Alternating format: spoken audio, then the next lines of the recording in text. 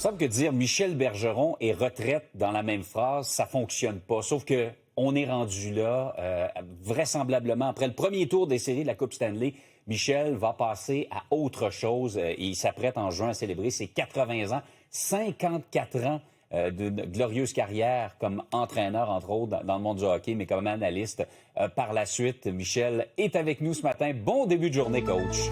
Bonjour, JF. Hein, d'abord, pourquoi, je m'excuse, là, pourquoi après la première ronde des séries? Parce que ça va être la fin. Il y a un moment... OK. Tu as décidé de tirer un trait. Tout d'un coup, les Canadiens seront en finale, Michel. Ben, je les suivrai de près. OK. Puis je pense que c'est possible, là. Mais tu sais, JF, dans la vie, là, c'est rare que j'ai pris toujours les décisions. Tu sais, de nature, là, j'ai toujours fait ce qu'on m'a demandé de faire. Mais là, j'ai décidé que je prenais la décision. Ouais. Tu sais, j'ai rencontré LP Neveu à quelques occasions, puis avec Michel, avec les enfants, on retardait, puis à un moment donné, ben, on est rendu là. C'est sûr, ça a été une longue ride, là. Hey, Tu sais, depuis Trois-Rivières, là, en 74. Hey, on remonte même dans l'article du journal ce matin aux Jets de Pointe-aux-Trembles dans les années 70. Tu avais commencé ta carrière.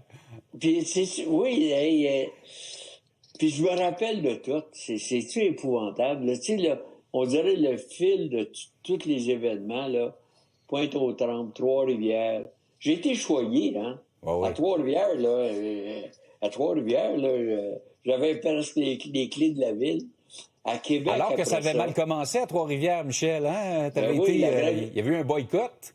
La grève des joueurs, parce que les joueurs n'acceptaient pas qu'on congédie l'entraîneur pour me faire place. Donc, après ça, on a gagné le championnat la même année.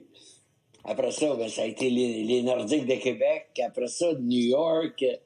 Je te le dis, là, juste à raconter tout ça depuis ce matin, là, je suis quasiment essoufflé. Mais celui qu'on voit, là, Maurice Filion, là, lui, ça a été mon homme. Ça a été mon mentor. Ça a été mon confident, mon ami. Ah ouais.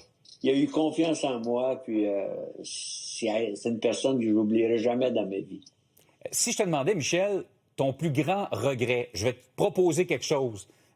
Je ne savais même pas. Tu as échangé Raymond Bourque. Ah oui.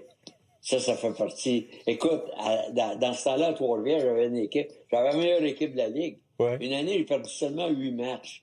J'ai été 2 fois à la Coupe Montréal. Oui, j'ai échangé Raymond Bourque. Aïe, aïe.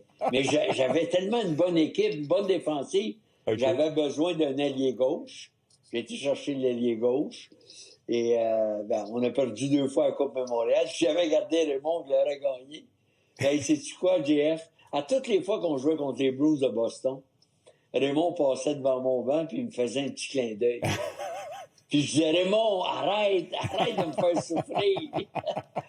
Mais des souvenirs, là. Ah oui. Et si je te demandais, Michel, le plus beau souvenir, la plus belle image de ta carrière, là, si tu en avais une à choisir pour illustrer ta carrière, ce serait quoi? C'est quand Maurice Filion m'a nommé coach des Nordiques de Québec. Ah ouais. Ça a été number 1. Number 2, quand on a battu le Canadien. Ah. Quand on a battu le Canadien en séries éliminatoires, là, en 82, le but de Dale Hunter, wow!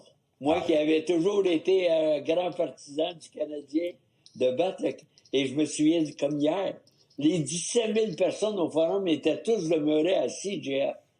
Ils disaient, ben ouais, voyons donc, ça se peut pas. C'était le choc, l'incompréhension et le Québec bleu jubilait. Je me rappelle, j'étais dans mon salon, je vais me rappeler toute ma vie. J'ai un petit frisson qui me parcourt, comme tous les partisans des Nordiques actuellement. Hey, Michel, en terminant, t'aurais jamais pu faire ça sans Michel, ta conjointe. Absolument pas. Sans elle, là, probablement, je serais même pas allé à New York. Tu sais, c'est elle qui a rassemblé tout ça. Les enfants, c'était des adolescents. C'est tout elle qui s'est occupée de la logistique, là, à l'extérieur du hockey, là, achat de maison, les écoles. Puis en plus de ça, de me réconforter, là.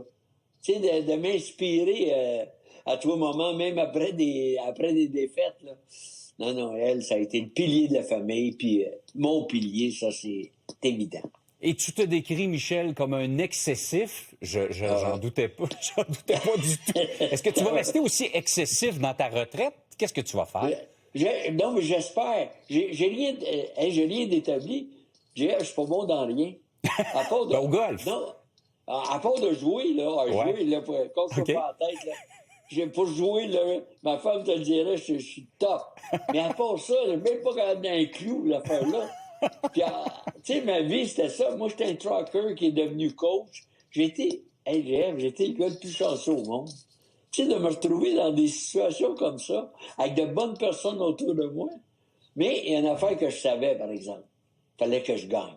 Ouais. Fallait que je gagne. Si je gagne ma job. J'aimais tellement ça, je voulais pas perdre ma job.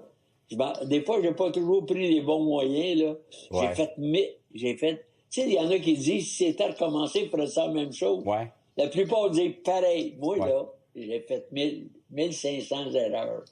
Je recommence. Bien Là, répertorié. je serais meilleur, je ne ferais plus ces erreurs-là. Exact. Hey, Michel. J'ai eu du fun, hein. Hey, ça paraît. Mais Hey, j'espère que tu vas me rappeler quand même. Ben oui, je vais te parler de hockey. Hey, Michel, tu dis... Rien à faire. On va se reparler de toute façon d'ici là. Hey, Michel, tu dis que tu as été chanceux, mais on a été chanceux de t'avoir avec nous toutes ces années. Puis on se reparle d'ici à ce que tu partes. Merci beaucoup de nous avoir parlé ce matin. Salut. Merci à toi. Bye.